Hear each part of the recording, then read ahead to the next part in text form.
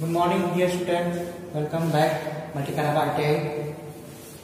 आज हम लोग वर्क्स ऑफ कैलकुलेशन का मेटल चैप्टर पढ़ रहे थे, जिसमें से रबर के बारे में हम लोग पढ़े थे कि रबर क्या है। रबर एक प्रतिष्ठा मतलब इलास्टिक पदार्थ है। ठीक है, इसके तीन प्रकार में लिख लेते हैं हम लोग। पहला क्या लिखे थे? प्राकृतिक, दूसरा कठोर, तीसरा कृत्रिम। ठीक है, तो वन बाय वन हम लोग डिस्कस करने वाले थे। तो पहला हम लोग प्राकृतिक के बारे में डिस्कस करेंगे कि प्राकृतिक रबर क्या है। ठीक है, तो देखिए प्राकृतिक रबर क्या है। यह विशेष प्रकार के पौधे की लार के रिवाज से प्राप्त होता है। ठीक है, पौधे में जो लार टाइप का जो उसमें लिक्विड निकलता है उसका रिवाज से प्राप्त किया जाता है। ठीक है, इसे गर्म करने पर यह नर्म हो जाता है। क्या होता है? इसको जब गर्म करते हैं तो पहले क्या होता है, लार बहुत हार्ड में रहती है, उससे नर्म हो जाती है। ठीक है, तथा यह 30 डिग्री सेल्सियस पर चिपचिपा और 5 डिग्री सेल्सियस पर कठोर हो जाती है। जब वह नर्म गर्म करने पर नर्म होता है, अगर 30 डिग्री सेल्सियस पर उसको गर्म किया जाता है तो लिक्विड क्या हो जाती है, वो लार जो है चिपचिपा हो जाता है। और 5 डिग्री सेल्सियस पर करते हैं तो वह कठोर हो जाती है। ठीक है, कठोर हो जाती है। रबर के साथ सल्फर को मिलाकर गर्म करने के क्रम को वल्केनाइट कहते हैं। ठीक है, इस प्रक्रिया को क्या कहते हैं? सल्फर के साथ रबर को सल्फर के साथ मिलाकर गर्म करते हैं, इस प्रक्रिया क्या कहते हैं? वल्केनाइजिंग कहते हैं। ठीक है, वल्केनाइजिंग कहते हैं। वल्केनाइजिंग किसे कहते हैं? तो क्या बोलिएगा? प्राकृतिक रबर को सल्फर के साथ जब मिलाते हैं तो हमको वल्केनाइजिंग कहते हैं। ठीक है, इस प्रक्रिया को क्या कहते हैं? वल्केनाइजिंग कहते हैं। ठीक है, इस क्रम के द्वारा प्राप्त रबर मजबूत, सख्त तथा कठोर हो जाता है। ठीक है, अगर वल्केनाइजिंग करने पर क्या चाहिए था? सल्फर को जब मिलाया रबर से तो कुछ तो फायदा होना चाहिए। किस लिए कर रहे हैं? तो इसके इस क्रम के द्वारा मतलब सल्फर को जब मिलाते हैं रबर से तो क्या प्राप्त होता है? वो रबर जो है मजबूत हो जाता है। ठीक है, सख्त हो जाता है और कठोर हो जाता है। इस प्रकार प्राप्त रबर पर तापमान का अधिक प्रभाव नहीं पड़ता। उसके बाद गर्म भी कर देने पर क्या होता है? इस पर अधिक प्रभाव नहीं पड़ता है। अकार्बनिक मिश्रण में घुलता भी नहीं है। ठीक है, एक होता कार्बनिक, एक होता अकार्बनिक। अकार्बनिक मिश्रण में ये घुलता नहीं है। कार्बनिक में भले घुल जाए मगर अकार्बनिक में घुलता नहीं है। मौसमी गुणों में वृद्धि करके इसके ऑक्सीकरण को भी कम किया जा सकता है। ऑक्सीकरण जैसे बोलते हैं, इसे प्रक्रिया जो होती है, ऑक्सीकरण एक प्रक्रिया होती है, वो क्या कर सकता है? कम किया जा सकता है। ठीक है, रबर में काला कार्बन, मोम तथा तेल मिलाकर इसे विघटन गुणों को भी कम किया जा सकता है। कम किया जा सकता है। इस पर नमी का कोई प्रभाव नहीं पड़ता। इस पर मौसम में क्या होता है? नमी होता है। तो वो रबर को जब मिला देते हैं तो क्या होता है?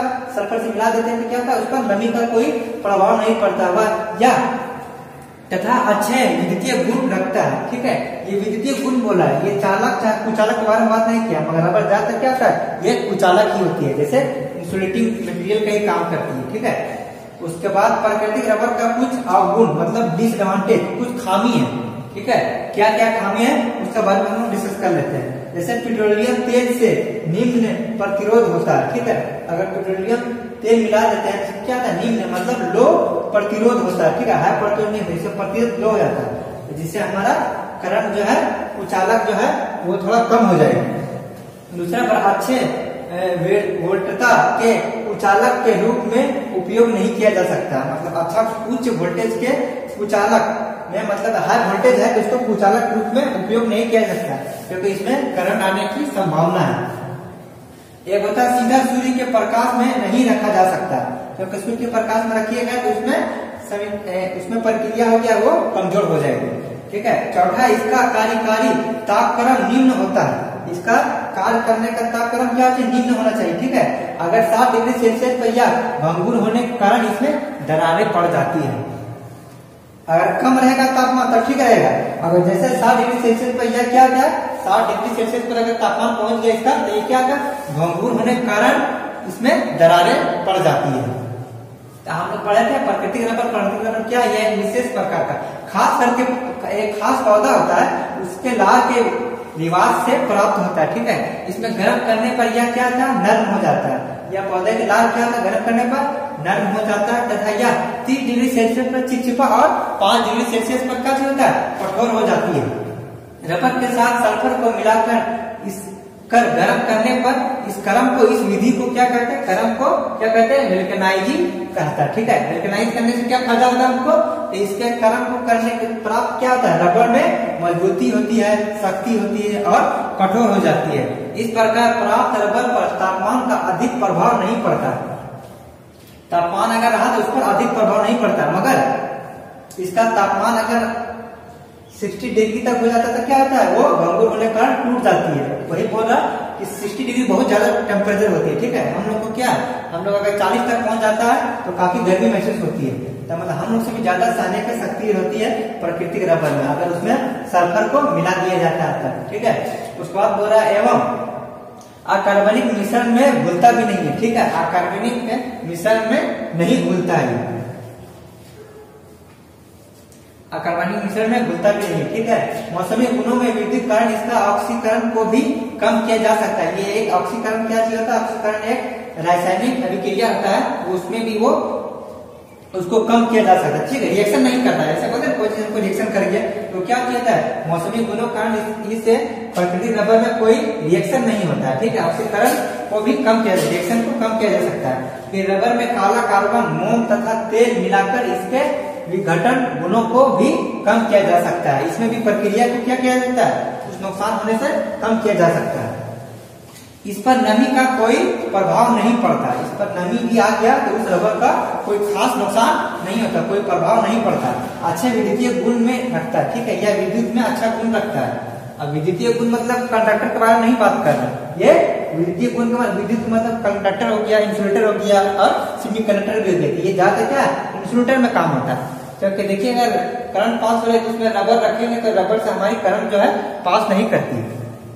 ठीक है, मगर ये बिजली के विद्युतीय गुण के काम में आती है। ठीक है, काम में आ गए क्या, अब जैसे हम लोग फ्लास्क ही पकड़ते हैं, ऊपर में रबड़ का बना हुआ रहता है, तो विद्युत के काम में तो आ रही है, मगर करंट को रोकने के काम में आ रही है।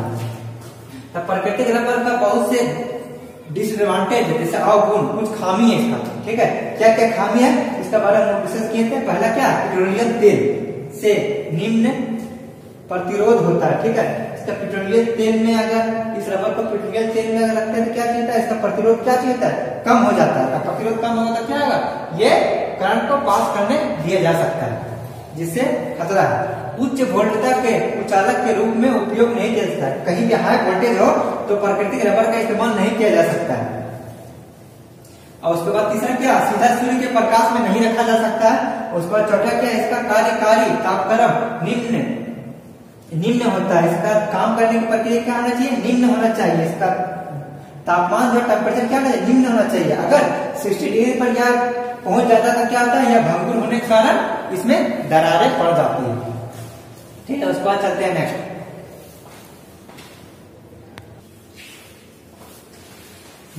नेक्स्ट पढ़ते हैं हम लोग प्राकृतिक रबर कंप्लीट हो चुकी है। अब हम लोग पढ़ेंगे कठोर रबर, हार्ड रबर। ठीक है, हार्ड रबर क्या है, रबर में सल्फर की मात्रा बढ़ाने पर, पहले क्या था कि प्राकृतिक रबर केस में क्या करते थे, प्राकृतिक रबर की लाल जो क्या करते थे उस पर सल्फर मिलाते थे तो वो प्राकृतिक रबर में वल्केनाइजिंग हो जाती थी। ठीक है, इस प्रोसेस की क्या करते थे, वल्केनाइजिंग करते थे। इसमें क्या होगा, रबर में सल्फर की मात्रा बढ़ाने तथा वल्केनाइजिंग के फलस्वरूप अकॉर्डिंग एक कठोर रबर प्राप्त होती है। ठीक है, वो क्या था, प्राकृतिक रबर से भी ज्यादा कठोर प्राप्त देखते हो, क्योंकि उसमें सल्फर की मात्रा बढ़ा दे रहे हैं। ठीक है, इसके अकॉर्डिंग जिसे कठोर रबर कहा जाता है। इसे क्या कहते हैं, कठोर रबर क्या आता है, जिस रबर में सल्फर की मात्रा जितना ज्यादा रहेगा वो उतना ज्यादा हार्डनेस होगा। इसमें क्या सल्फर की मात्रा हम लोग बढ़ा दी है, इससे क्या होगा यार, कठोर रबर कहते हैं। ठीक है, इसे एबोनाइट भी कहते हैं। इसको क्या कहते हैं,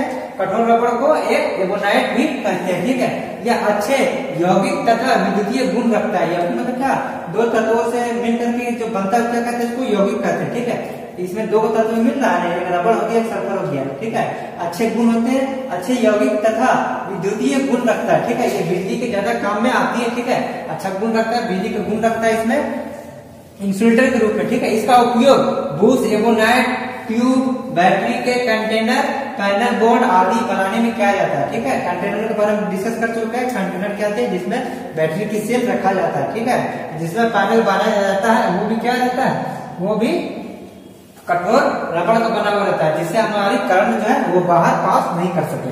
ठीक है, आदि में क्या जाता है। अब ये हो गया हमारा कठोर रबड़। अब तीसरा क्या पढ़े थे, तीसरा पढ़े थे कृत्रिम रबड़। ठीक है, कृत्रिम रबड़, इसमें रबड़ छूट गया है, कृत्रिम रबड़। ठीक है, कृत्रिम सिंथेटिक रबड़।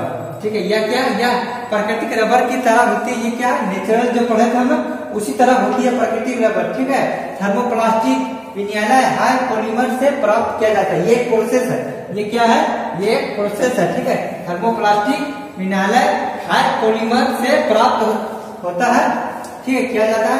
कुछ विशेष प्रकार की प्राकृतिक रबर है, जैसे एग्जाम्पल में दे दिए। एग्जाम्पल में क्या है, जैसे नियोप्रीन रबर। नियोप्रीन रबर पहला क्या है, कृत्रिम रबर का प्रकार है। ये सब ये कृत्रिम, जो कृत्रिम मतलब क्या होता है, जो खुद से हम लोग बनाते हैं। ठीक है, इससे हम लोग खुद ही बनाते हैं, जो नेचर से प्राप्त होता है उसके द्वारा हम लोग कुछ भी क्या करते हैं, उसमें जो कुछ भी मिक्स करते हैं अपने अकॉर्डिंग, वो क्या चीज होता है, वो कृत्रिम हो जाती है। तो पहला क्या है, पहला नियोप्रीन रबर। ठीक है, दूसरा क्या है, सिलिकॉन रबर। तीसरा बुटाइन रबर, इसका क्या कहते हैं, बुटाइन रबर।